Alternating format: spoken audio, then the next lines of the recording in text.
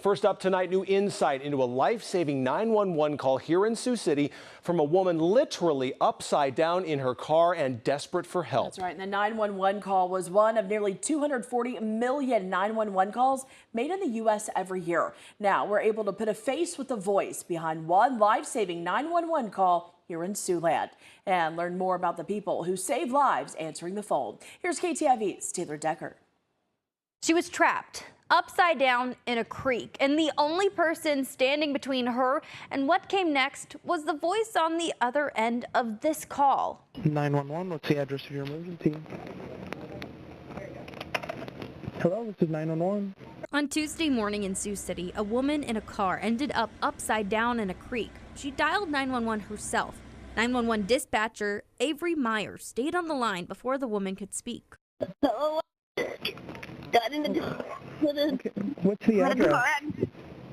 I'm in a car accident. The second she had a voice started talking and she sounded, very frantic. It's like, okay, this is, and, she's saying like, oh, I had rolled my vehicle.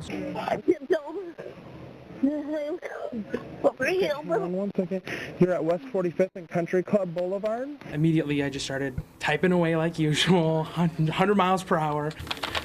We have this program, it's called Rapid SOS. So she had said she can't see where her location's at. Rapid SOS helped Myers pinpoint the woman's location and get help on the way. Okay, take some deep breaths for me. Did you say you flipped your car? Yes.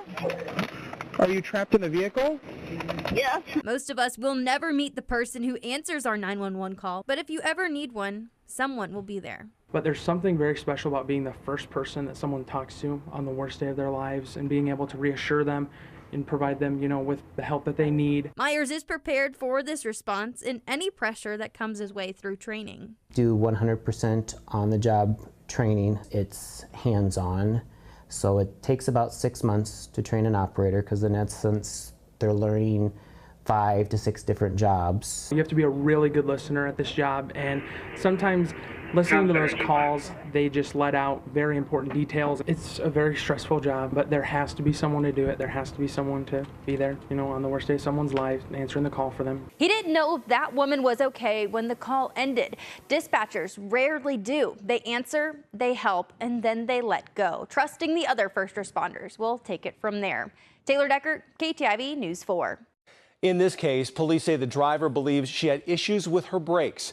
We know the woman was coherent when first responders arrived and was taken by ambulance to a local hospital to get checked out. Officers say she was very lucky to escape with just a few bumps and bruises.